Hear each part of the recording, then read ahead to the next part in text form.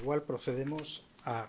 Buenas tardes a todos, gracias por su asistencia en esta tarde de temperatura otoñal, no sé si serán todas así, en Valencia.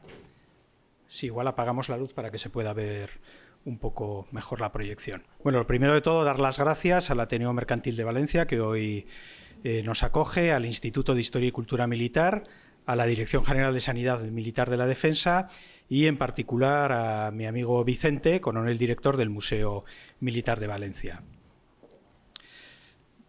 Intentar abarcar lo que es la historia de la sanidad militar en los dos últimos siglos en este tiempo limitado sería demasiado pretencioso. Así que, bueno, voy a intentar no aburrirles, vamos a hacer una conferencia amena, bien ilustrada, vamos a tocar muchos temas. No nos va a dar tiempo para profundizar más que en algunos de ellos, pero bueno, ustedes, si tienen alguna duda, pues paramos y me preguntan. Me han comentado que hay aquí algún médico, con lo cual, pues si lo sé, la responderé, si no lo sé, no la responderé, pero esta vez no voy a tener la opción de inventarme la respuesta porque me pueden pillar. Pero bueno... por desgracia, la ciencia muchas veces ha ido evolucionando de la misma mano, de la mano de los conflictos bélicos, ¿no? Sobre todo la medicina, la verdad es que en los dos últimos siglos las etapas quizá más productivas en inventos, en experimentación, en mejora de técnicas, en perfeccionamiento, etcétera, han sido pues las guerras que han asolado Europa. En este sentido, la medicina militar española tiene mucho que ver y mucho que recalcar y que reivindicar. Tenemos figuras, algunas de ellas olvidadas, otras se están reconociendo en estos momentos, que han sido referentes en la historia de la sanidad, y no a nivel nacional, sino a nivel mundial. Y luego, bueno, si el ejército español se ha caracterizado siempre por el valor y el ingenio, pues los médicos militares, que son medio médicos de pueblo, pues tenemos que apañárnosla con aquellas cosas que teníamos en ese momento disponibles, de tal manera que, como verán, pues muchas veces fruto de estas iniciativas, fruto de este ingenio español, fruto de esta experimentación, pues la ciencia avanzó gracias a pruebas que se hicieron en los conflictos bélicos. Luego, si salían bien, se publicaban, y si no salían bien, pues nadie podía protestar. Pues empezaremos básicamente, bueno, para tomar un poco como punto de partida la Primera Guerra Carlista, que, como ustedes sabrán, tuvo tres epicentros: la sublevación carlista, País Vasco y Navarra, lo que se llamaba pues el Ejército del Norte carlista, la zona del norte de Cataluña, el Ejército de Cataluña, y luego lo que se llamaba el Ejército del Centro, pues que abarcaba pues lo mismo parte de Teruel, Valencia, etcétera, que fueron los dominios del general Cabrera en aquel periodo.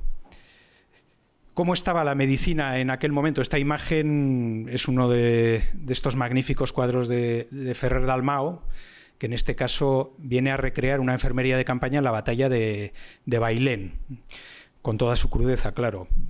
La medicina y la cirugía de guerra en aquel momento en todos los ejércitos, no solo en el español, estaba en general bastante poco estructurada y definida.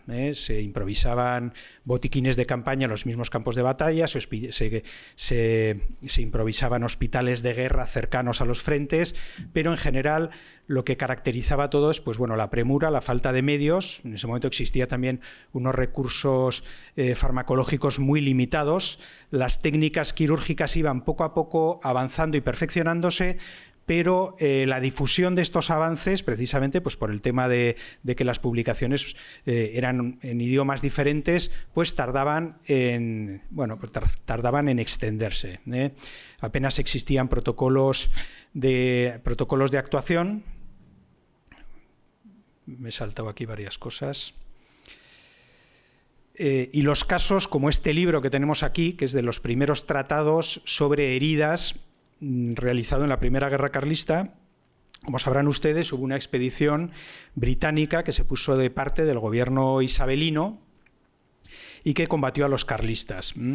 Uno de aquellos médicos era el doctor Alcock, que al final de la guerra pues realizó unas revisiones y unas estadísticas realmente interesantes. Incluso se llevaron fragmentos de necropsia de aquellos fallecidos que había tenido la Legión Británica, pues con las heridas, con las balas, con las incrustaciones, incluso en los huesos y demás, se las llevaron. Yo creo que es de las pocas cosas que se han llevado los ingleses que eran de ellos en una guerra. Y gracias a ellas, pues sabemos, son cifras un poco aproximadas porque variaban, pero en general de las heridas de bala con afectación ósea en extremidades, un tercio de ellas acababan en aquel momento en amputaciones y una quinta parte fallecían bien a consecuencia de la sepsis o bien a consecuencia de las complicaciones que había, que en aquel momento solían ser pues, bueno, más infecciosas, hemorragias, etcétera. Esto, aparte de las defunciones, daba como resultado pues, un importante número de personas lisiadas en un momento en que no existía un respaldo social para ellas. Las personas lisiadas por motivos de guerra estaban generalmente condenadas o a la mendicidad o con una limitación física muy importante de por vida. Hija, ven que me parece que se me está pasando esto por tiempo. Sí. Bueno, como inciso, lógicamente, en los diferentes hospitales... No sé si se me está pasando por lo de... No. Sí, está. Vale. Problemas técnicos, menos mal que tengo asistente. Bueno, el de la Primera Guerra Carlista están bien estudiados los hospitales que hubo en la zona del País Vasco y Navarra. Están bien estudiados los hospitales que creó el ejército carlista en Cataluña, pero de los del ejército del centro la verdad es que hay un vacío importante.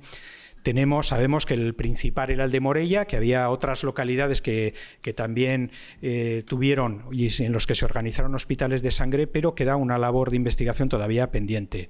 Como anécdota, por su importancia, es reseñable lo que sucedió con el convenio de Lord Eliot. La Primera Guerra Carlista, después de la Guerra de la Independencia Española, es quizá la guerra más cruenta que sufre España a lo largo del siglo XIX.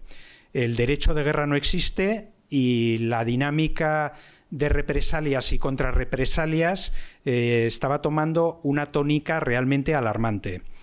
El gobierno británico envía a Lord Eliot, que era un diplomático que había estado en España, para intentar mediar entre las dos partes beligerantes y lograr un acuerdo de mínimos en los que se garantizara un trato correcto a los heridos y a los prisioneros de guerra. Lord Eliot se desplaza primero al norte, se entrevista con Tomás de Zumalacárregui y después se entrevista con Serrano en Logroño.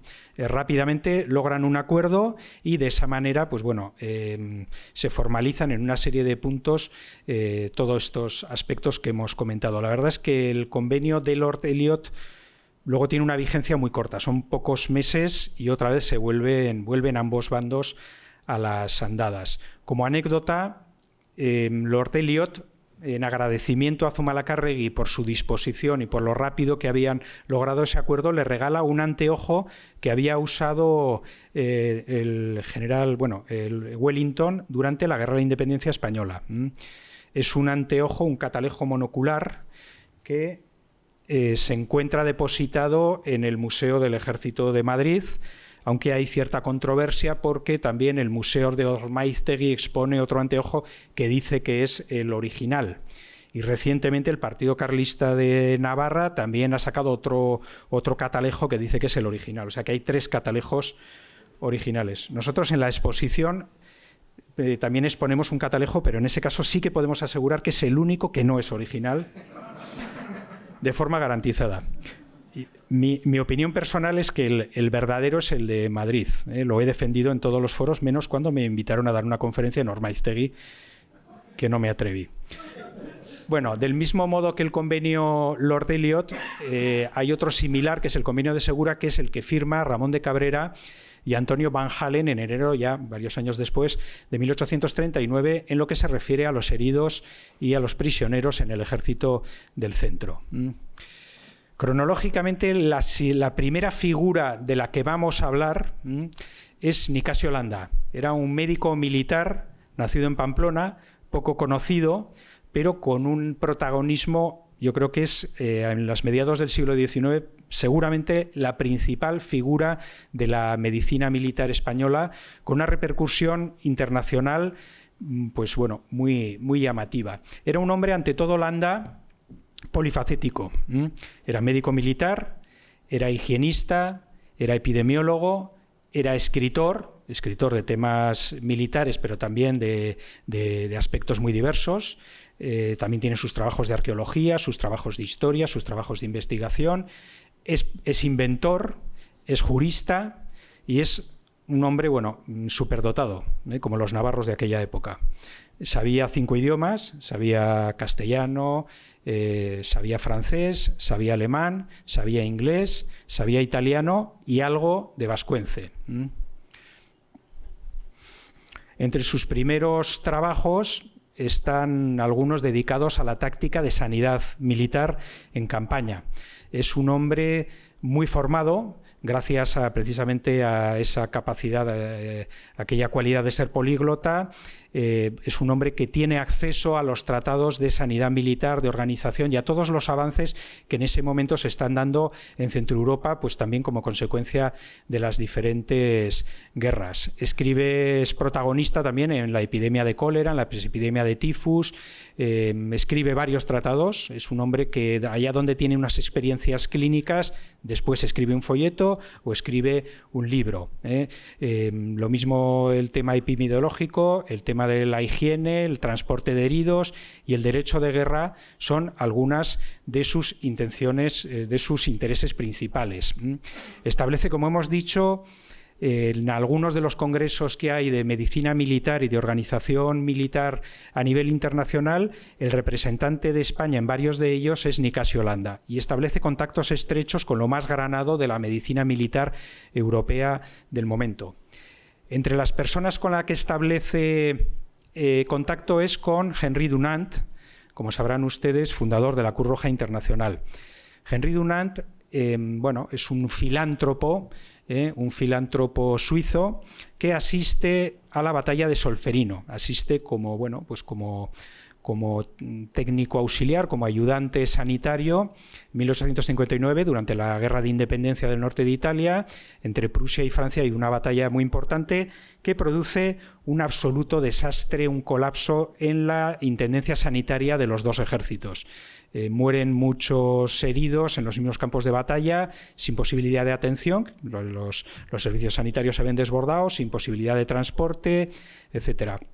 Esto impacta sobremanera en Henry Dunant, que escribe Un souvenir de Solferino, que es uno de los libros que marcó una época. Va produciendo un desarrollo de una conciencia humanitaria naciente en Europa y viene a reivindicar dos cosas. Primero, la urgente necesidad de modernización de los servicios sanitarios de las grandes potencias europeas, lo que en aquel momento se llamaba las naciones civilizadas, y por otra parte la necesidad de la creación de una sociedad neutral que pudiera intervenir en los conflictos internacionales y que tuviera una cobertura legal para poder actuar en ambos campos y de forma desinteresada hacia todos los heridos de los dos bandos, ¿no? Quizá motivado o influenciado por Henry Dunant, Nicasio Landa escribe un año después sus memorias sobre la actuación de la guerra de Marruecos, en la que Sanidad Española pues tiene también deficiencias, no como las de la batalla de Solferino, porque nunca hubo ese colapso ni ese abandono de heridos, pero en este libro, aparte de otras cuestiones de tipo etnográfico, Landa pues aborda también la necesidad de mejorar y de agilizar ciertas actuaciones y ciertos aspectos de la sanidad militar española. En 1863, Henry Dunant, junto con otros 4 ginebrinos ilustres, fundan el Comité de la Cruz Roja Internacional. Los que se llamaban los 5 de Ginebra. Y un año después, fruto de esta relación, se produce la primera Convención de Ginebra, en el año 1864. Llegan representantes de 20 naciones y la delegación española está formada por Nicasio Landa, el pamplonés, como delegado militar del ejército, Joaquín Agulló, valenciano y de origen navarro, el conde de Ripalda, como representante de la Orden Militar de San Juan de Jerusalén, y José García de Quevedo, que es en aquel momento el embajador de España en Suiza. Fruto de ello surge el texto de la primera Convención de Ginebra, que luego sufrirá diferentes modificaciones, pero que viene a responder estas inquietudes también de Nicasio Landa. De hecho, Nicasio Landa es el que aboga en esta primera Convención de Ginebra sobre el estatus de neutralidad para los soldados heridos. Un hombre muy brillante, aunque a veces, pues bueno, actualmente el nombre de Henry Dunant pues a veces se utilice para empresas menos filantrópicas que las que dio inicialmente su fundador. Un año después se crea la Cruz Roja Española, en el 1864. Se crean varias delegaciones en Madrid, en Valencia, en las principales ciudades, en Barcelona. Pero la primera, esto lo cuento a título anecdótico, la primera delegación se crea en Pamplona. ¿Y por qué? Porque el resto de delegaciones se crea el día 6 de julio de 1864. Pero en Pamplona, para que no coincidiera con San Fermín, lo adelantaron un día. Esa es la razón. Escribe en aquel momento el derecho a la guerra, a la moral, después de todas estas... Conforme a la moral, después de todas estas disquisiciones, Nicasio Landa escribe un libro que también es de referencia en aquel momento sobre las diferentes características que debe de llevar, el ejercicio justo, lo que él considera de la guerra. Es un hombre que no es antimilitarista, lo que es antibelicista. Trata muchos otros aspectos, como por ejemplo el de la embriaguez. Si una cosa fue antes de San Fermín, esto sería después de San Fermín. Y luego, como buen inventor, le preocupa mucho el transporte de los heridos en combate. Uno de sus principales inventos es lo que se le llama el mandil Landa, que lo viene a presentar en la Exposición Internacional de París en 1865. Como ven, se trata de un artilugio, no sabíamos, pero hay uno en el Museo Militar de Valencia, que los ponemos en la exposición. Un artilugio muy versátil, fácil de transportar al campo de batalla para la evacuación de heridos. Intentaba hacer un poco la competencia, digamos, de las camillas. El problema es que no era muy ergonómico y el de atrás acababa con hernia cervical y el de delante con hernia lumbar. Otro tema que le preocupaba mucho también era el traslado de heridos a través de, pues bueno, hasta los hospitales de sangre. También, aunque las primeras ambulancias se supone que las había inventado, por lo menos eso es lo que nos ha llegado, ¿no? La Rey, que era el médico de Napoleón, en las campañas de Napoleón, los primeros modelos de ambulancia muy toscos, posiblemente más tarde en la guerra franco-prusiana ya vemos modelos más ergonómicos, más maniobrables, con mayor capacidad, etcétera. Pero Nicasio Landa establece e inventa también un sistema de suspensión amortiguado por muelles para las camillas. Este parece que sí tiene más éxito y se llega a aplicar tanto en camillas como en otros, en trenes hospital, etcétera.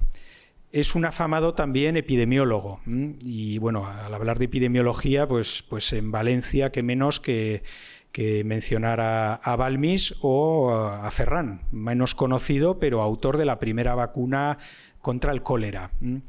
Esta escena corresponde a una vacunación contra la viruela.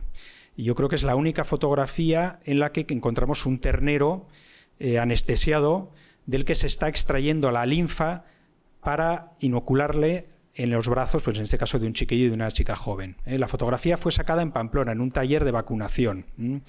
La viruela fue una epidemia que asoló España a lo largo de todo el siglo XIX, y eso que existía la vacuna, pero las campañas de vacunación fueron muy erráticas y la calidad de la linfa que se inoculaba generalmente era deficiente, no tenía esa capacidad de inoculación. Ya saben ustedes que la variante vacuna de la viruela era bastante más benigna que la variante humana, y de esta manera se conseguía una inmunidad.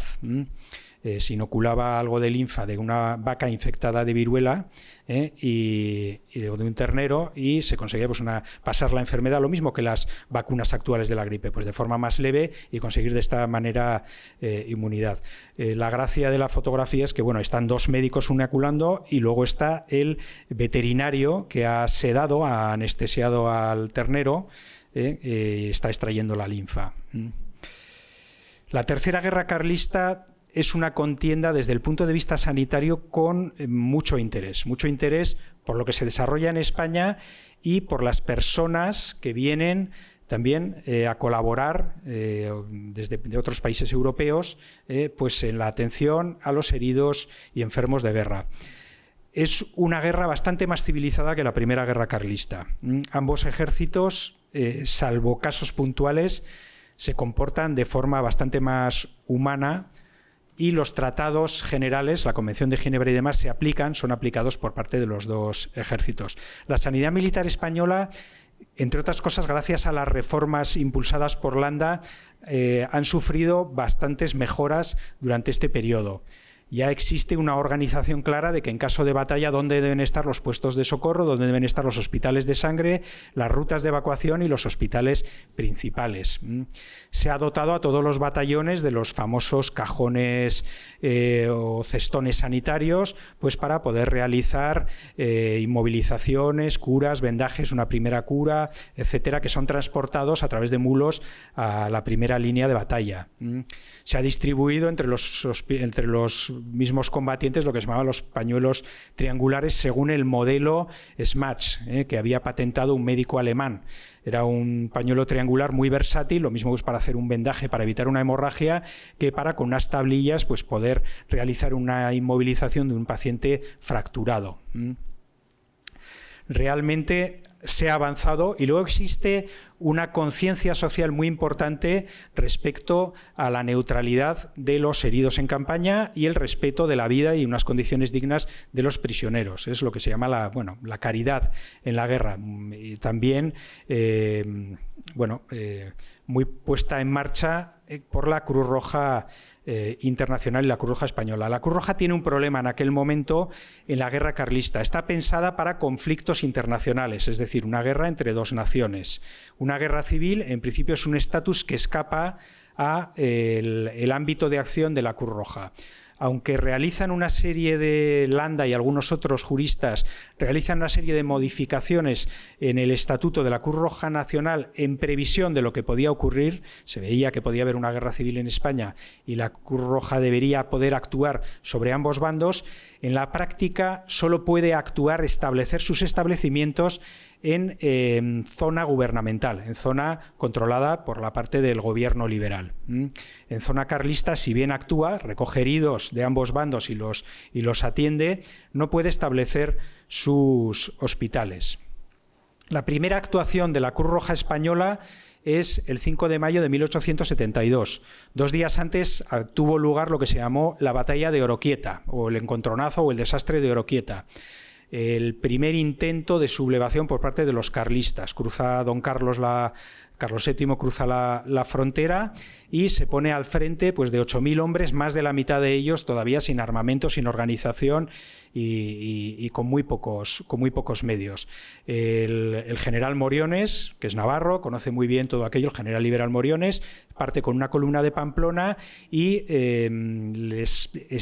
pues tiene un encontronazo, una emboscada en la que los carlistas, pues el ejército carlista queda deshecho, ya hemos recordado que más de la mitad estaban sin armamento, coge cerca de 400 prisioneros que luego son deportados a Cuba y Filipinas, y aunque es una batalla poco cruenta, pues bueno, tiene sus consecuencias de falta de atención también de los heridos. En 24 horas se establece una ambulancia de Cruz Roja en Pamplona. Ambulancia en aquel momento no era no era un vehículo únicamente, se refería también a un grupo de personas, médicos, sanitarios, equipos, camilleros, etcétera, etcétera, entre los que solía haber también alguna carruaje, ambulancia, pero estos equipos se desplazaban al mismo campo de batalla para atender. Esta es la primera ambulancia que actúa en la Tercera Guerra Carlista, que es la primera actuación de la Cruz Roja Española en una guerra, en una contienda. Y aquí tenemos en el centro, sujetando la bandera, a Nicasio Landa. Existe un testimonio magnífico que hasta ahora había estado sin recopilar, que eran los artículos o memorias que escribió Nicasio Landa sobre la Tercera Guerra Carlista y que tituló Muertos y Heridos. Unos artículos que publicó en una revista ilustrada de aquel momento y que recientemente, hace un par de años, han sido recopilados y publicados. Y de una visión realmente muy interesante desde el punto de vista humano y desde el punto de vista sanitario, con unas reflexiones de una persona de un talante liberal, no habla de política, pero un liberal moderado, unas profundas convicciones cristianas y desde luego una profesionalidad muy llamativa. Esta actuación, la evacuación de los heridos de Oroquieta a Pamplona, primero a través de mulas o en camillas o en hombros de los caseros, su traslado a Pamplona en ferrocarril y más tarde a los hospitales, pues viene a ser un episodio muy célebre que celebramos hace muy poco. Hicimos una conmemoración en el pueblo de Oroquieta. La Cruz Roja de Navarra en ese momento establece una extensa red de hospitales en la zona. Tiene 8 hospitales más 30 puestos ambulatorios, digamos. Aquí está el plano.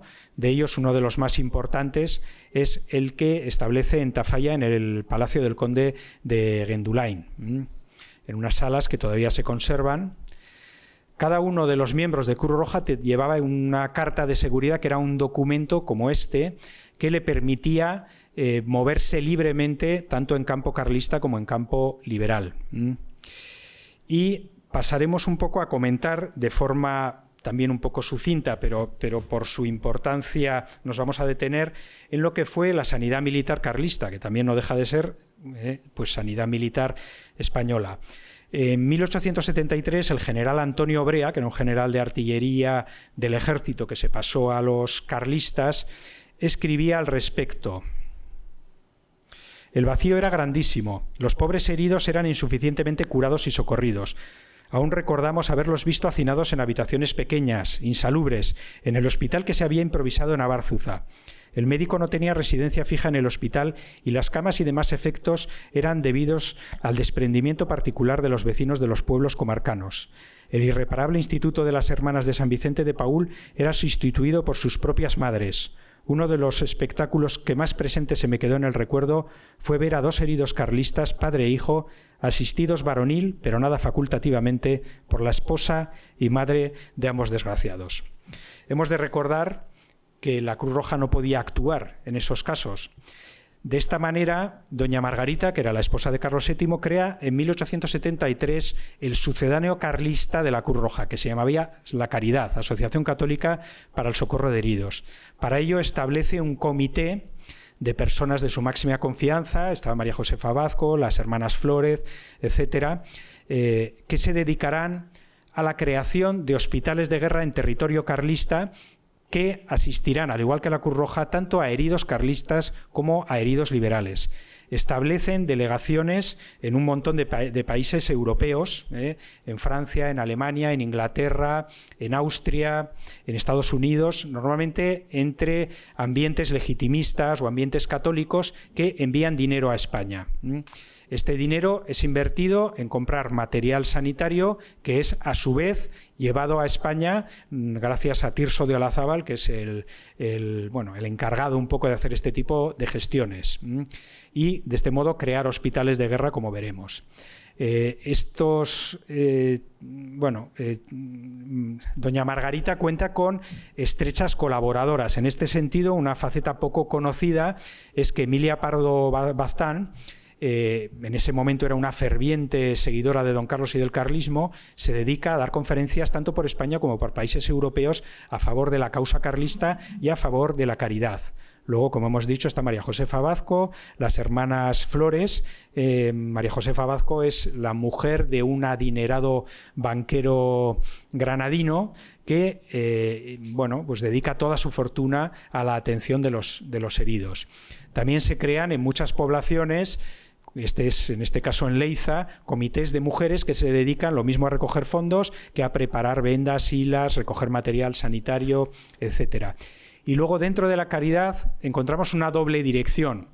La dirección de material, que lo lleva Guillermo de Bourgade, que es un legitimista francés que se mueve libremente por la frontera franco-española, compra en muchas ocasiones material quirúrgico o material sanitario en Francia y lo traslada a España. Y la dirección de personal la lleva un sacerdote jesuita, que es don Manuel Barrena, y que se dedica a crear lo que se llamaba los comités de margaritos, que eran enfermeros, a la formación de sanitarios en campaña, e incluso en Irache, en Estella, crean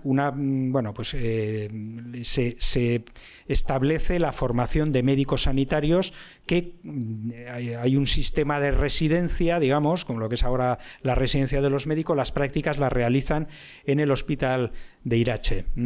Y luego está Tirso de Olazábal, cuya documentación se conserva y que se encarga de toda la financiación y el envío de material desde el extranjero. Un tema realmente apasionante. Si algo funciona bien en la caridad, es sobre todo lo que se llama las ambulancias volantes.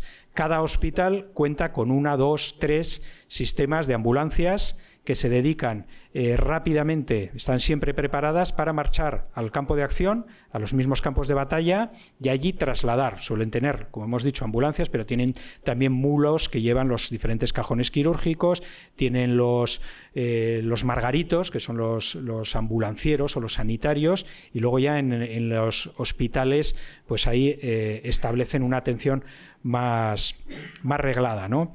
La caridad, entre el País Vasco y Navarra, tiene más de 30 hospitales establecidos. El principal es el Hospital de Irache, cerca de Estella, luego hablaremos de él, pero los otros de los hospitales importantes son los de Santurce y el de Lesaca. No solo en Navarra y en el País Vasco, también en el Ejército del Centro, la caridad establece, al menos que sepamos, 4 hospitales: en Mora de Rubielos, en Chelva, en Morella y en Cantalavieja. Sin embargo, como hemos dicho, el buque insignia de la sanidad carlista en ese momento es el Hospital de Irache, que es un monasterio que después de la desamortización queda abandonado, está en un estado bastante deteriorado, pero en 1873 se invierte mucho dinero en rehabilitarlo, en arreglarlo y en dotarlo de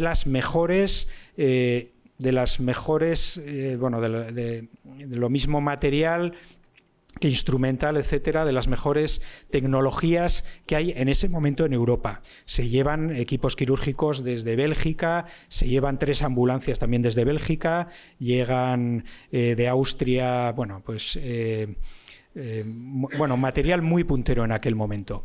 Aquí tenemos a las hijas de la caridad, que se encargaban de la asistencia de los heridos, junto con 2 margaritos. Los margaritos eran estos sanitarios carlistas que se caracterizaban por llevar una boina morada y un pantalón morado, y en el centro de la boina, como chapa, una margarita en memoria, digamos, de doña Margarita de Borbón.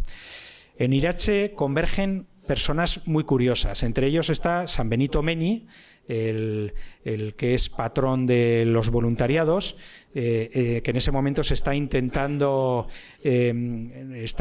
reconstituir la Orden de San Juan de Dios, que había sido expulsada después de la Primera Guerra Carlista de España. Intenta la refundación de la Orden en España. Viene con varios hermanos de la Orden de Hospitalaria de San Juan de Dios. Varios de ellos son licenciados en medicina y se ofrecen para trabajar en el Hospital de Irache. Aquí tenemos una foto de Benito Meni y una carta, delegado de la Orden Hospitalaria de San Juan de Dios, escrita precisamente en Irache en 1874. No solo colabora con la caridad, San Benito Meni, también colabora con la Cruz Roja. De hecho, obtiene un salvoconducto que les pide en este momento Nicasio Holanda para poder trabajar en ambos campos. Otros personajes sumamente curiosos son los caballeros hospitalarios de San Juan de Dios, de la Orden Hospitalaria, no de San Juan de Dios, de San Juan de Jerusalén. Bueno, pues eran de estos caballeros aristocráticos ingleses, mitad filantrópicos, mitad aventureros, que vienen a España pues para ayudar. Entre ellos está Sir John Farley, que escribió un libro muy interesante, Among the Carlists, recientemente traducido y publicado, en que cuenta sus recuerdos y sus peripecias colaborando con la caridad. Y otro sumamente interesante es Sir Kenneth Barrington, que es este señor de las botas altas, que también colabora en el campo carlista y en diversas acciones, como veremos. Sir Kenneth Barrington, todos estos, la verdad es que son unas figuras muy interesantes, ¿eh? Son gente, bueno, pues muy renacentista, también les interesa mucho el arte. Realizan dibujos como este de la procesión de cojos en el Hospital de Irache, que luego serán publicados en la prensa inglesa. Y hay una convergencia de personajes realmente curiosos. El mismo Kenneth Barrington, en una de sus cartas a su familia, en un libro que publicamos hace ya unos años, comentaba, ¿no? A ver si encuentro el texto. En este hospital, se refiere al Hospital de Irache, hay 14 hermanas de la caridad y unos 12 monjes de la orden hospitalaria. Entre los hermanos de la orden religiosa hay un griego y dos austríacos, por lo que contando conmigo hay representación de 5 naciones trabajando aquí. Me llevo muy bien con todos ellos y empleamos toda clase de lenguas. En una ocasión se llegaron a hablar 10 lenguas diferentes durante la comida. Toda esta convergencia de gente diferente, muchas de ellos formados en las mejores universidades europeas de medicina, da lugar a un intercambio de ideas y una modernización de técnicas, de tecnologías, de terapias bastante avanzadas en el Hospital de Irache. Este es un plano, como pueden ver, del monasterio de Irache y de las huertas, y ven unos barracones en forma de triángulo rojos que están localizados en las huertas. Bueno, pues estos eran lo que se llamaban los barracones del doctor Gese. Son los primeros barracones creados en España, fabricados en España, según el modelo del doctor Gese, que era un epidemiólogo alemán, que en el Hospital de la Caridad de Berlín había establecido este tipo de barracas. Se supone que era lo más sano para evitar infecciones y sobre todo miasmas que se pudieran transmitir por vía respiratoria. El modelo eran, bueno, unos barracones de madera establecidos sobre unos dinteles de piedra, de sillería, y que con una calefacción central tenían mucha luz y mucha ventilación, un sistema de ventilación que entraba por abajo, salía por arriba, de tal manera que no se viciaba el aire y se lograba pues una tasa mucha menor de contagios después de los operatorios. Eso sobre la teoría. La verdad es que, bueno, es un hito que se crearan estos hospitales, estos barracones en Irache. No se llegaron a terminar todos, que se crearon varios. Doña Ana de Sagrera, en su biografía de Doña Margarita, cuenta cómo ella en el año 45, cuando visita Irache, todavía quedaban restos de alguno de estos barracones. Actualmente en las huertas ya no queda nada de ello, pero bueno, no deja de ser interesante el hecho. El Hospital de Irache, un hospital, bueno, con una capacidad bastante llamativa para el momento. Tenemos una crónica muy descriptiva y poco sospechosa. La escribe Saturnino Jiménez Enrique, que era, bueno, pues uno de los fundadores de la Cruz Roja y un periodista, liberal. Él se definía como liberal y partidario del ejército liberal. Y sí, en algunos de sus trabajos, pues digamos que es bastante crítico con el carlismo, en el tema sanitario, pues más bien lo contrario. Y escribe en uno de sus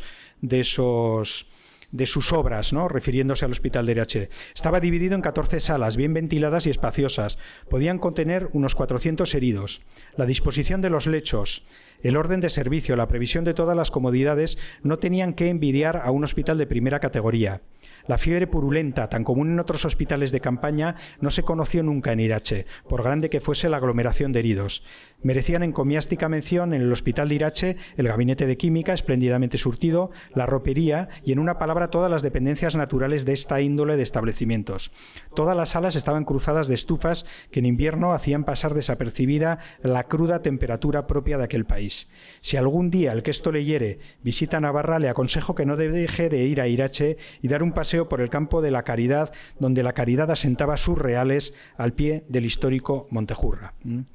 Aquí tenemos una de las salas de Irache tal como estaba reflejada en el Estandarte Real, que era un diario carlista, un periódico carlista de aquella época, un dibujo, una foto sobre 1910 y en la actualidad cómo se encuentra aquella sala. Como hemos dicho, en Irache se atendió de igual manera a carlistas y a liberales, lo mismo que hacía la Cruz Roja o el mismo modo que lo hacía la sanidad militar del ejército. Y luego estos heridos eran devueltos, aquí tenemos el listado de uno de ellos, eran devueltos pues a hospitales. En el caso de Irache, la mayor parte de ellos se realizaban en canjes hacia el hospital de Miranda de Ebro, que era un hospital de sanidad militar llevado también por Cruz Roja y en el que estaba Concepción Arenal, una mujer también muy pionera en la participación de la mujer en tareas sanitarias. En estos intercambios de heridos tenemos constancia en los testimonios, lo mismo de doña Margarita, que de Nicasio Holanda, que de Lord Barrington, que del señor Farley. Y comenta cómo se hacían, así como a nivel operativo, a veces había roces entre la Cruz Roja y la Caridad, a nivel de sus dirigentes siempre fue todo bastante cordial. Otro hito importante en este sentido, en lo que se refiere al... A ver, que no sé qué he hecho yo aquí.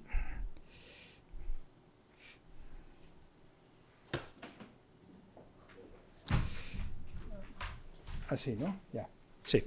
Este señor es Vicente Treyes, que era un jurista español que se dedicó en aquel momento a negociar con el gobierno liberal para facilitar el establecimiento de nuevos convenios para los canjes de heridos. Hubo muy buena disposición por parte gubernamental y por parte carlista para realizarlos y a lo largo de la guerra fueron numerosísimos los canjes de heridos que se hicieron. El más numeroso es este que se realizó en Viana, en el término de lo que se llama de la alberguería, el 16 de junio de 1875, en el que se intercambiaron 1.308 prisioneros, serían reintegrados a sus filas en una vistosa parada militar, en la que hay muchos reporteros, muchos reportajes de prensa, ilustraciones, etc. Uno de los cronistas escribió: en toda la mañana no cesaron de afluir caballerías y carruajes de Logroño y Estella, amén de las muchas personas que iban a pie desde los pueblos circunvecinos. Se calculan 10.000 el número de curiosos que presenciaron el canje general de prisioneros entre los dos ejércitos del norte. A las 12 en punto de la mañana, cada fuerza, mandada por un coronel, entró en el Prado y se situó paralelamente la una a la otra unos 200 metros. El recuento de las listas duró hasta las 2. Después los prisioneros fueron llamados uno por uno. Los liberales presentaron 634 y 680 los carlistas. Eran las 4 de la tarde. Numerosos oficiales de las dos facciones se pasearon mezclados conversando amigablemente. Durante las 7 horas que duró el canje, las bandas de ambos ejércitos ejecutaron alternativamente alegres jotas y escogidas piezas de música. Tal fue el magno espectáculo que tanto dio que hablar a los periódicos de la época. Otro episodio curioso es el de la batalla de Somorrostro. Si saben ustedes, el intento, los carlistas trataron en 1874 de cercar Bilbao, era un poco su obsesión, ¿no? Tomar Bilbao. Finalmente, tras las cruentas batallas de Somorrostro, que quedan en tablas, se consigue un intercambio de prisioneros también bastante importante. También hay esos encuentros que dieron lugar a crónicas y demás entre oficiales. Aquí tenemos el listado de prisioneros también devueltos, prisioneros liberales. En esta podemos ver a don Carlos pasando revista a los prisioneros liberales que son devueltos a sus filas. Pero el problema es que los liberales logran levantar, gracias a una magnífica acción, una magnífica maniobra encabezada por el general Gutiérrez de la Concha, don Manuel Gutiérrez de la Concha, el marqués del Duero. Hace una maniobra magnífica, rompe el cerco carlista sobre el Bilbao y los carlistas no tienen más remedio que retirarse. Pero, sin embargo, se quedan sitiados sus hospitales. Tiene 3 hospitales, La Caridad en Santurce. Se quedan sitiados sus 3 hospitales y todos los heridos que hay dentro de los hospitales. Esto da lugar a un problema importante. Doña Margarita escribe pidiéndole mediación a don Manuel Gutiérrez de la Concha, que es este señor de aquí, que autoriza caballerosamente, era un modelo de militar español, un hombre muy inteligente y muy caballeroso, autoriza la evacuación de los heridos carlistas de los 3 hospitales. Y no solo eso, sino que autoriza la evacuación de todo el material de los hospitales de La Caridad en Santurce. Lo que no autoriza, lógicamente, es la retirada de los batallones que han quedado cercados, que han quedado copados. Pero, ¿cómo se puede hacer esta evacuación sin atravesar territorio liberal? Pues se realiza por mar. Tenemos ahí a Lord Barrington, lo tenemos en fotografía y lo tenemos representado en la derecha del grabado. Es un grabado inglés que fue portada del periódico The Graphic. Se realiza un embarque de estos heridos. Primero se hacen en unas lanchas, las lanchas se introducen un poquito mar adentro, y una vez que están mar adentro se produce el izado dentro de un carguero, un vapor, el vapor Somorrostro, que lo ha fletado la Cruz Roja, bueno, los caballeros de San Juan de Jerusalén de la Orden Inglesa. Y en esta escena, donde aparece Lord Barrington, él mismo también escribe: se esparció paja en sus 2 espaciosas bodegas hasta cubrirlas de una capa de unos 2 pies de profundidad, mientras en algunos camarotes se establecía una enfermería y otros servicios. El vapor estaba anclado a 1 milla de Santurce, tan próximo a la costa como las rocas se lo permitían. El embarque se efectuó durante toda la tarde y la noche del día 12 de mayo en lanchas, que transportaban a los pacientes a bordo del Somorrostro. Los heridos más graves fueron pasados a las camas en las camillas y se colocaron en las lanchas. Cuando estaban junto al buque, eran izados en sus camillas por medio de una grúa y bajados a las bodegas, donde eran colocados sobre la paja. Se realizó la evacuación de 220 heridos que desembarcaron en el puerto de Socoa, en Francia. Tras diversas gestiones, hubo problemas con el alcalde de Socoa, los franceses, como siempre, muy ayudando. No querían dejar pasar a los heridos y al final, bueno, pues tuvieron que hacer una supervisión médica de que no tenían viruela, etcétera, y se realiza el desembarco de aquellos 220 heridos que pasan a España y cruzan el río Bidasoa. El cura Santa Cruz había volado el puente de Endarlaza, que comunica España, bueno, cruza el río Bidasoa de Francia a España. Tuvieron que hacer el cruce de las ambulancias a través de barcazas, un trasvase, y finalmente llegan estos 220 heridos a Casernea, que era el hospital que tenía La Caridad en Lesaca. De ellos solo fallece uno. Está en el libro de registro de defunciones. Y esta es la preciosa bandera, la única bandera que se conserva de un hospital carlista, que es el Hospital de la Caridad de Lesaca. Otro episodio, volvemos un poco a ilustrar las cosas con anécdotas, que al final es con lo que uno se queda, es la muerte del marqués del Duero. Como hemos visto, el general liberal, brillante, levanta el sitio de Bilbao y después de eso se dirige ya a Estella a tomar la capital, la meca del carlismo, a tomar la capital carlista. Sin embargo, en una obstinada defensa de los voluntarios carlistas en las trincheras de Montemuru, pues una bala perdida hiere mortalmente al marqués del Duero, en una escena que ha sido inmortalizada, lo mismo en grabados, que en este magnífico cuadro de Agrasot, que se encuentra en el Congreso de los Diputados, en las que sostiene el asistente al cuerpo ya pues mortalmente herido del marqués del Duero. Otro cuadro de Agrasot, precioso, viene a representar la acción de la Cruz Roja y sobre todo de sanidad militar con Landa, que se supone que es este señor que está aquí de espaldas, durante la batalla. Vemos el mismo escenario, si se fijan ustedes, la composición, la ladera es la misma, ahí está la ermita de Santa Bárbara de San Miguel, perdón, no, San Miguel no, San Juan, la ermita de San Juan de Abarzuza, que vuelve a estar aquí con los árboles que había, y la ladera donde dieron lugar las diferentes cargas a la bayoneta. El Marqués del Duero fue trasladado a esta casa, a Casa Munarri, donde falleció en esta habitación, concretamente en este cuarto que se conserva intacto, tal como estaba entonces. En esta cama de dosel falleció, y cubierto con esta concha que todavía tiene manchas de sangre del Marqués del Duero. Su cuerpo, una vez había fallecido, fue trasladado en este armón de artillería que se conserva en el Museo del Ejército de Toledo, y su casaca con el orificio del balazo. Es un balazo que le atravesó el costado, le hizo una rotura hepática y murió desangrado pues, por una hemorragia masiva. Esta es la ermita tal como está ahora. Cuando uno pasea por aquí, pues todavía aquí estaba la trinchera, había una trinchera carlista, luego se fue labrando, pero todavía pues aparecen casquillos de Remilton. Este es uno de los veteranos carlistas que en 1910 todavía delante, encima de lo que llamaban el parapeto de la muerte, se fotografió. Este es la columna truncada, que es el monumento que se erigió en memoria del Marqués del Duero, y esto es hace unos años el homenaje que hicimos pues, el general Atarés, que mandaba el América 66, una ofrenda floral. Atarés, desgraciadamente, pues murió de enfermedad unos años después, y era un hombre que se dedicó en cuerpo y alma en mantener en buenas condiciones la columna truncada del general Concha, y todos los años pues hacer una ofrenda floral.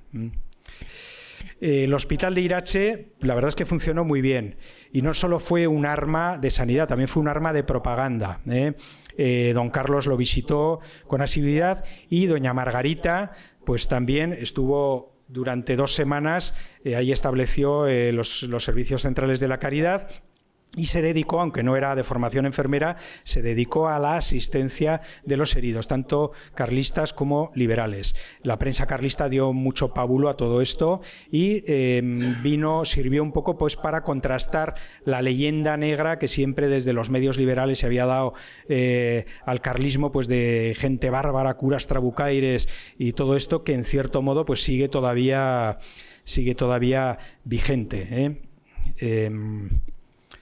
Al final de la guerra sobra dinero de todo lo que ha recogido la caridad, y se acuñan una serie de medallas. Unas de ellas, la categoría de plata, se entrega a todo el personal que había colaborado. A los grandes donantes se hace la de categoría dorada, la de primera clase, y a todos los heridos se les entrega esta medallita pequeña, que es de bronce.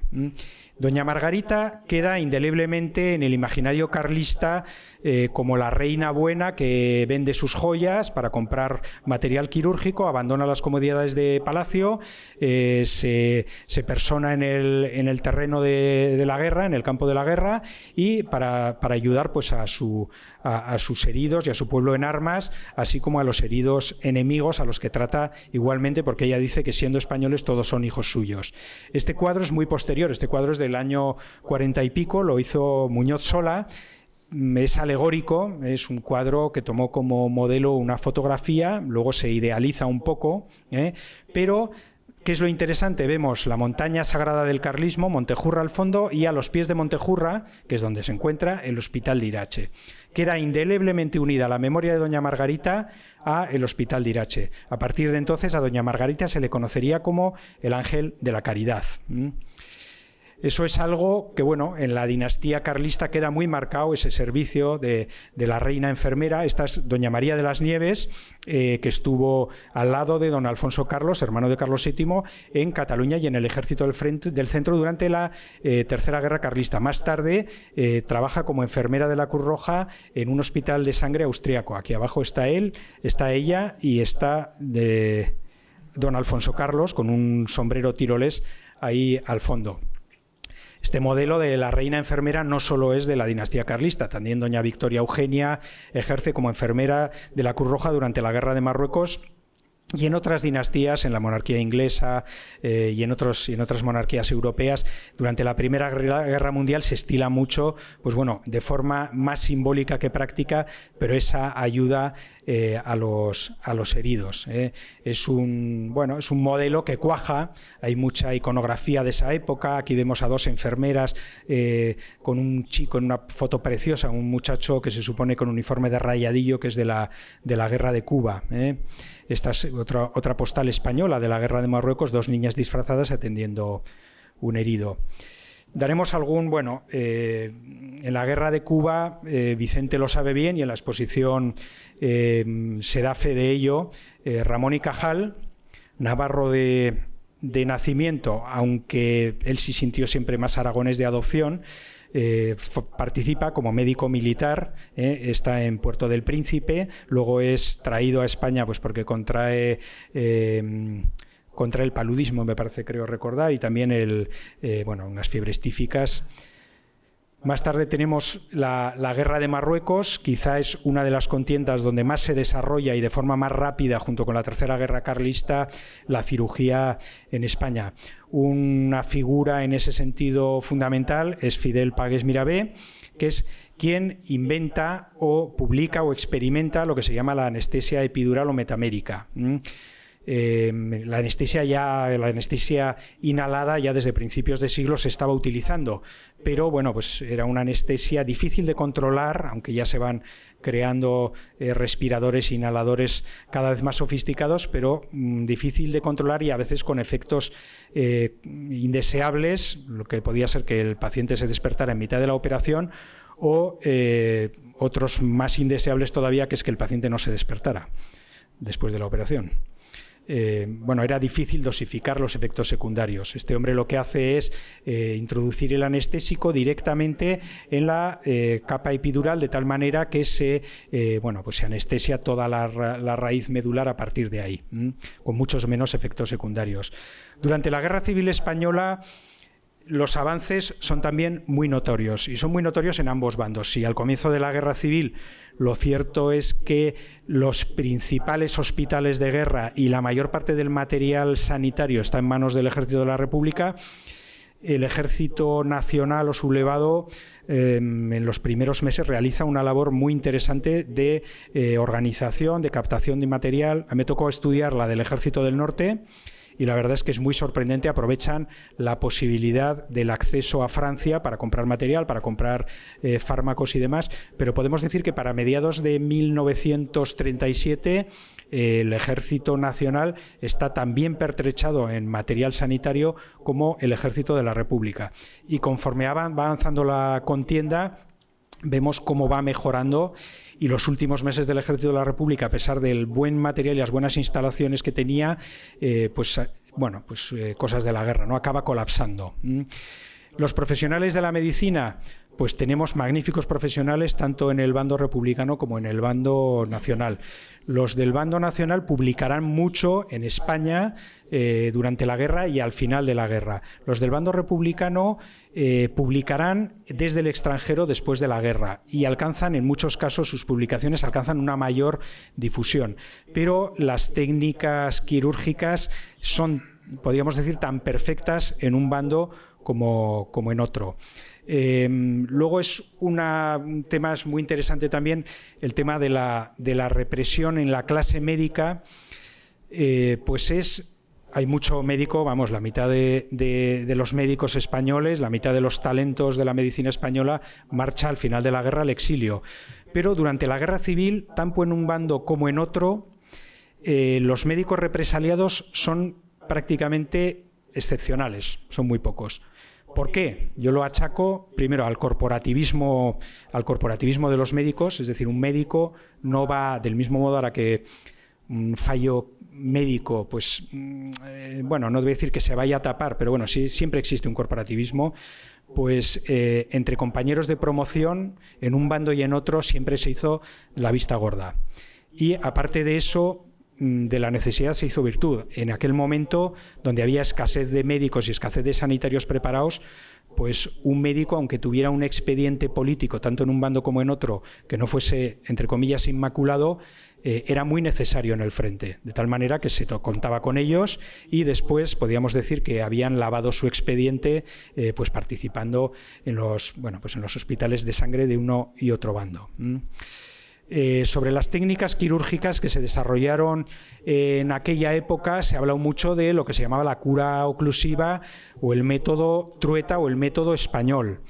La cura oclusiva, lo cierto es que en 1937, finales de 1936, la usaba tanto Bastos Ansar como Josep Trueta. Trueta no la patentó. Trueta sí que es cierto que la divulgó y la publicó en Inglaterra años después y alcanzó su difusión pues por toda Europa gracias a esas publicaciones. Pero la cura oclusiva se aplicaba en prácticamente toda España durante la Guerra Civil a lo largo de 1937 sin problemas. La cura oclusiva consiste en, era un método de tratar las heridas por arma de fuego cuando habían tenido, sobre todo en extremidades, cuando había habido rotura ósea. La entrada de la bala solía ser pequeña, pero una vez que hay una rotura ósea, el agujero de salida solía ser en estallido. Y eran heridas mucho más complicadas, no se podían suturar, tenían que curar o se intervenían o tenían que curar por segunda intención a través de inmovilizaciones, pero no se podían cerrar, había que dejar la herida abierta. La herida oclusiva consistía en una limpieza de todo el material necrosado, de todos los tejidos necrosados, todo hueso dañado, todos fragmentos de piel que no tuvieran vascularización y que fueran a necrosarse. Lo que se hacía es una limpieza en profundidad con bisturí de todo aquello, luego se ponía unas capas de tul graso, de linitul, y luego se escayolaba y se vendaba. ¿Qué pasaba? A los días aquello olía de pena, pero no porque estuviera gangrenándose, sino porque se estaba creando un tejido de regeneración.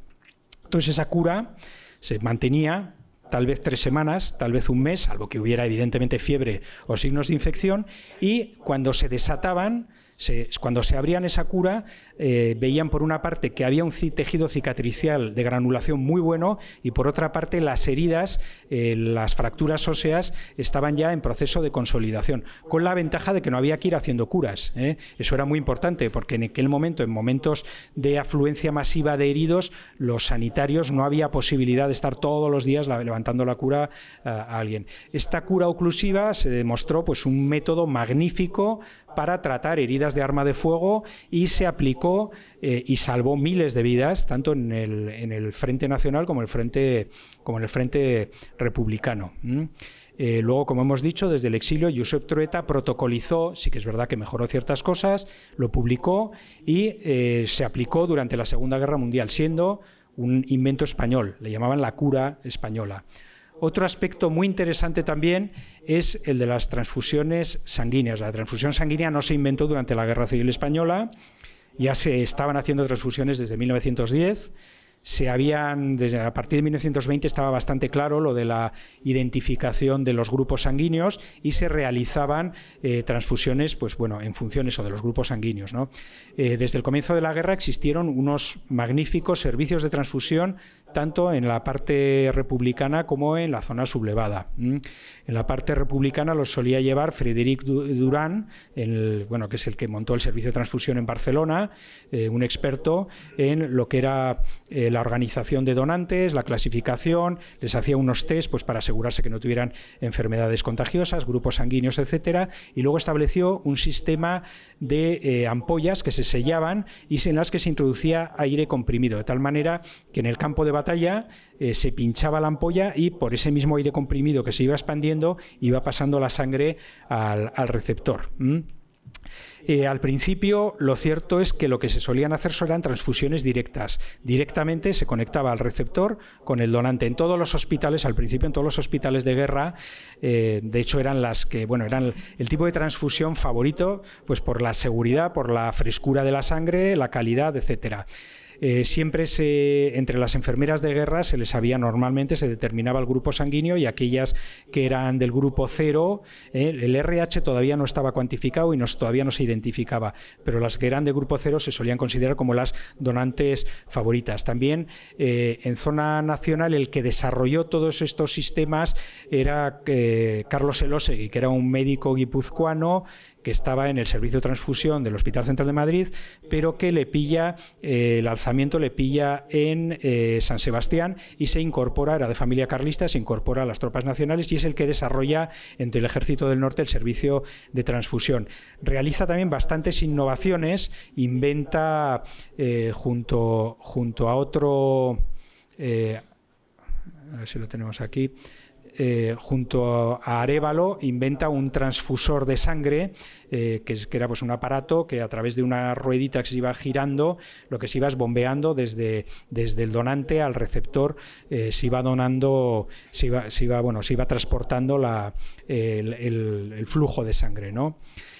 Aquello salvó muchas vidas. Por eso y porque se crearon los servicios de transfusión directamente al frente. ¿Qué es lo que hicieron? Normalmente eran camiones refrigerados que se habían dedicado al transporte de pescado antes de la guerra. Se habilitaron para, mediante el citrado de la sangre, y para eso desarrolló una fórmula magnífica Carlos Elósegui.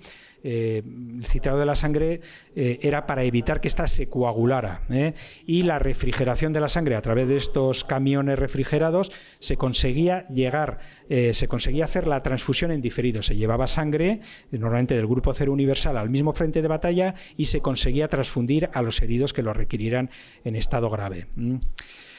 Y luego ya la última fase.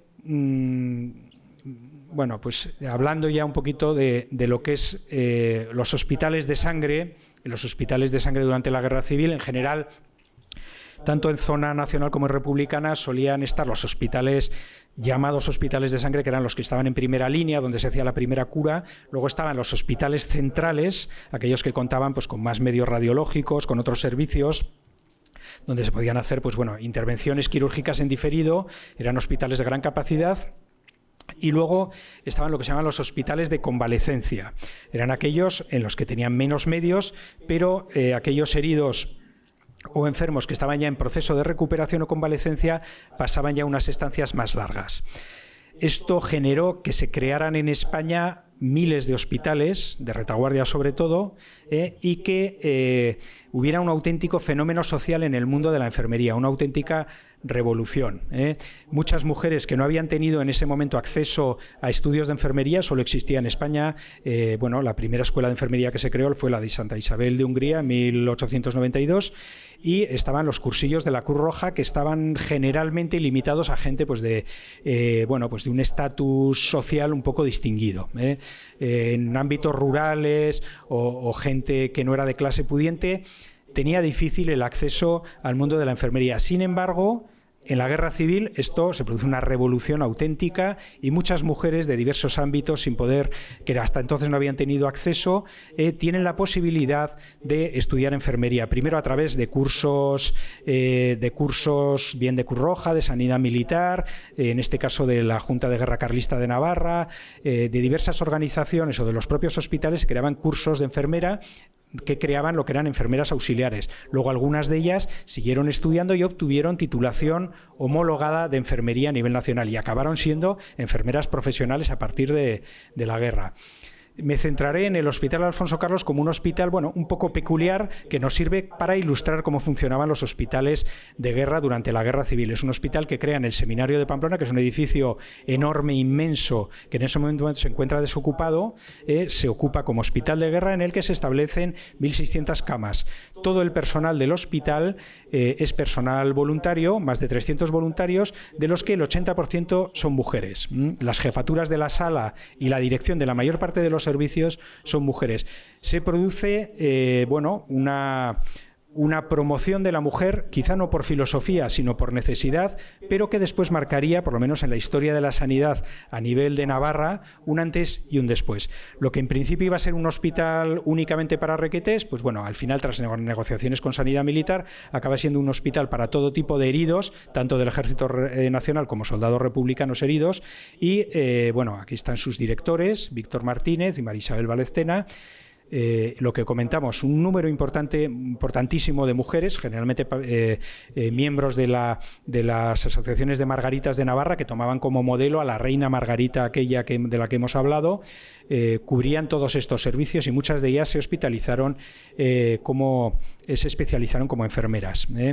Lo que en un principio era un hospital de convalecencia, hubo momentos puntuales como la batalla de Teruel, donde se colapsó toda la red hospitalaria del Ejército Nacional y llegaban directamente los heridos del frente. Algunas salas, como este, que es el salón de estudios en el que tenemos proyecto de establecer, si Dios quiere, un museo de historia de la medicina y de la historia de este hospital militar, pues se llenó de camas, en este caso de 120 camas. Hubo una mujer que era María Teresa Arellanos, se especializó en aquel momento como enfermera y estaba al frente de todo este hospital.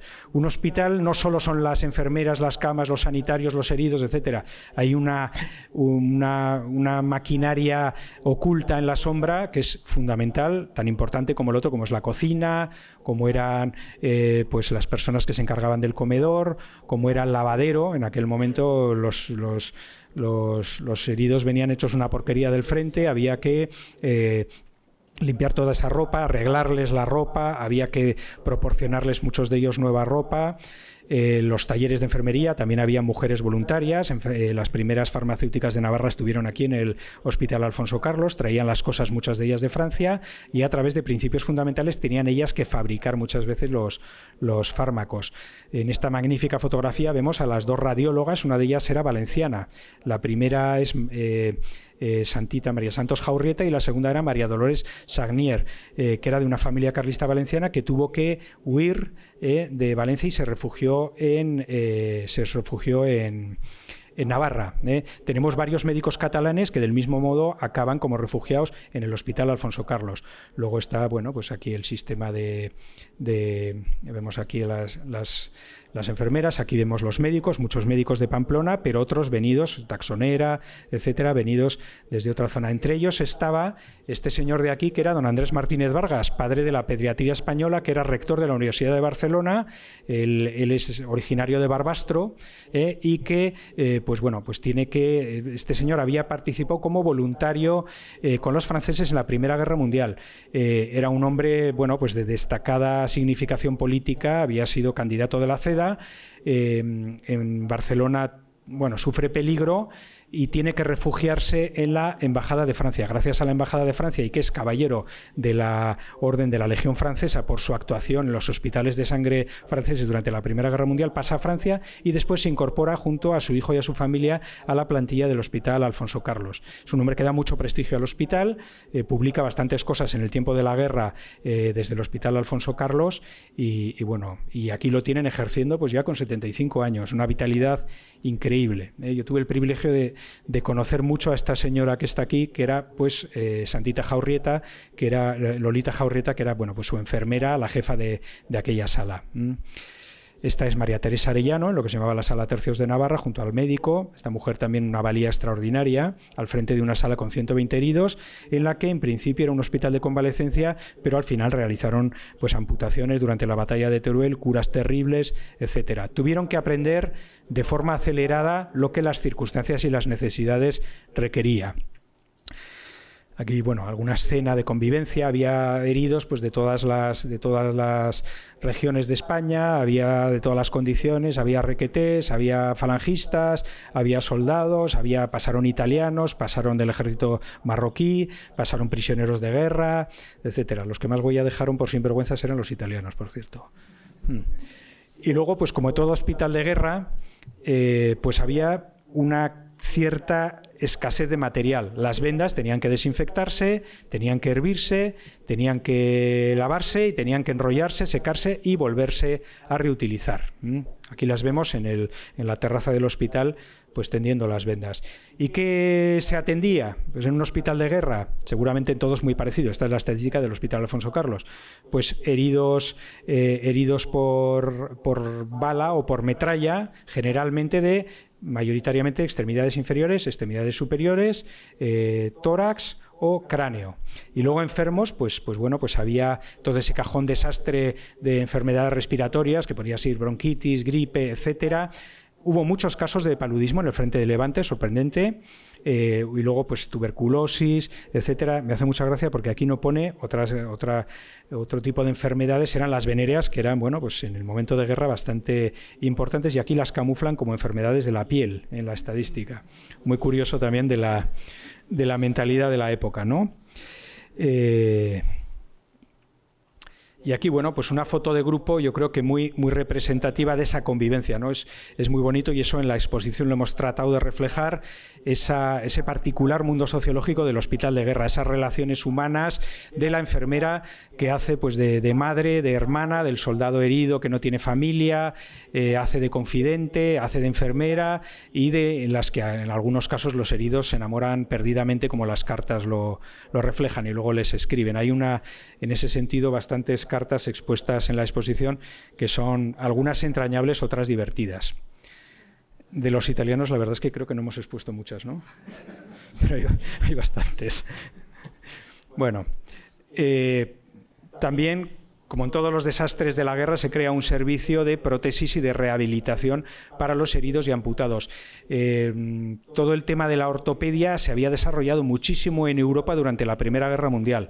Las dos grandes lacras de la Primera Guerra Mundial fueron las enfermedades mentales, toda la psicosis de guerra, de aquella guerra de trincheras. Escribió Martínez Vargas sobre la psicosis de guerra, un libro muy interesante que luego se aplicó en España durante la Guerra Civil, poco conocido, y luego todo el tema de prótesis de funcionales, pues de piernas sobre todo, de brazos, etcétera, que también se aplicó. Luego es un hospital, bueno, esta es una foto muy representativa de los voluntarios carlistas de Navarra en aquel momento, ¿no? Un muchacho que no llega a edad militar, un voluntario que tiene más de 50 años, y solo el primero era un hombre en edad comprendida, en edad militar. Hicieron estos gráficos tan divertidos en los que se ve la ocupación, ¿no? ¿Cuáles son los momentos de más ocupación? Sin duda alguna, la batalla de Teruel, que queda colapsado absolutamente el centro desde enero a marzo, queda colapsado, todos los centros de Aragón, Zaragoza, etcétera, estaban copados de gente, no daban abasto, de tal manera que las evacuaciones llegaban directas desde el frente al Hospital Alfonso Carlos. Se supone que era un hospital no de convalecencia netamente, era un hospital central, pero con destino de convalecencia, y sin embargo llegaban directamente. Contaba Lolita Jaurrieta alguna vez cómo deshaciéndole el vendaje a un muchacho directo desde el frente, se quedó con medio pie que estaba pues necrosado por congelación, ¿no? Hubo en ese momento más heridos por congelación que heridos de bala. Y luego la batalla del Ebro, pues que fue otra. Escabechina es otro de los lugares, otro de los momentos pues de más confluencia. Luego al final hay muchas estancias, pero ya porque se van cerrando otros hospitales pequeños de convalecencia. Voy a ir terminando ya. Aquí hay una estadística también muy divertida de todo lo que se consumió,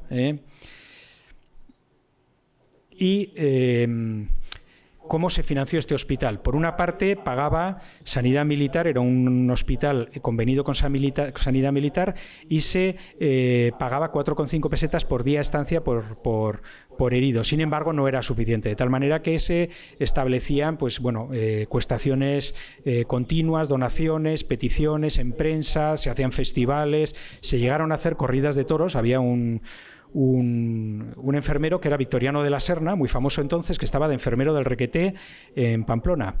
Y rápidamente le dijeron que dejara de estar como enfermero y que se dedicara a torear, que era bastante más productivo para el hospital. Hacían corridas benéficas y aquello que recaudaban pues se dedicaba al hospital.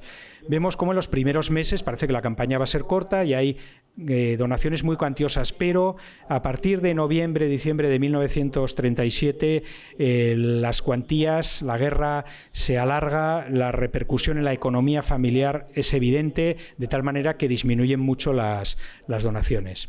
Sin embargo, fue un hospital al final muy saneado.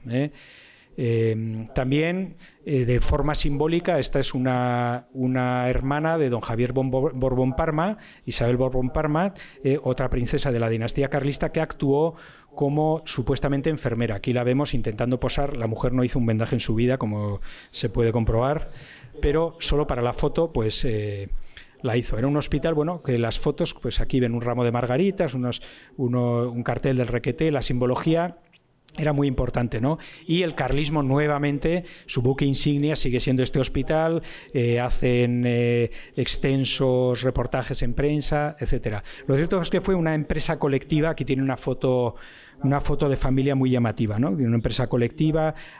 Por ahí está el director, Víctor Martínez. Aquí está don Andrés Martínez Vargas. Ahí, ¿no se ve? El puntero láser no se ve, ya estoy señalando, pero no lo ven ustedes. Un niño que sale aquí, este es Andresito Martínez Vargas, ahí está don Andrés Martínez Vargas, y bueno, y diversa gente conocida, entre ellas una tía abuela mía. Y este es la memoria del Hospital Alfonso Carlos, y con el dinero que sobró, pues se hizo también una medalla muy bonita, que es la medalla conmemorativa y que se entregó a todo el personal que trabajó de forma voluntaria y desinteresada, lo mismo en las cocinas que en la limpieza, que en el almacén, que atendiendo a las bueno, pues a todo el mundo, ¿no? Un bonito recuerdo. Algunas de estas mujeres marcharían durante la Segunda Guerra Mundial con la llamada División Española de Voluntarios, División Azul. Aquí tenemos a María Dolores Valle Cantero, una mujer que conocí, que fue la última enfermera de la División Azul que quedaba viva. Fueron varias navarras, entre ellas esta mujer cuyo carné se expone en la exposición, y pues esta mujer también ejerció como enfermera profesional en Rusia y después volvió a Navarra y siguió siendo ya enfermera profesional. Y bueno, en general, pues si las guerras sacan lo mejor y lo peor de las personas, yo creo que la sanidad militar es de lo mejor que podemos, de nuestras guerras civiles desde luego y de todas las guerras internacionales, de lo mejor que podemos recordar, y creo que bueno, siempre es justo hacer un reconocimiento pues a estos hombres y a estas mujeres, a estos médicos militares, a estas enfermeras militares que durante 2 siglos de historia pues han hecho una labor extraordinaria, muchas veces poco conocida, poco reconocida, y con un sentido del deber, un sentido del patriotismo y un sentido de la caridad, pues bueno, en estos tiempos tan difíciles, pues que deben ser nuestra referencia. Y yo creo que nada más. Muchas gracias a todos ustedes por su atención. Gracias.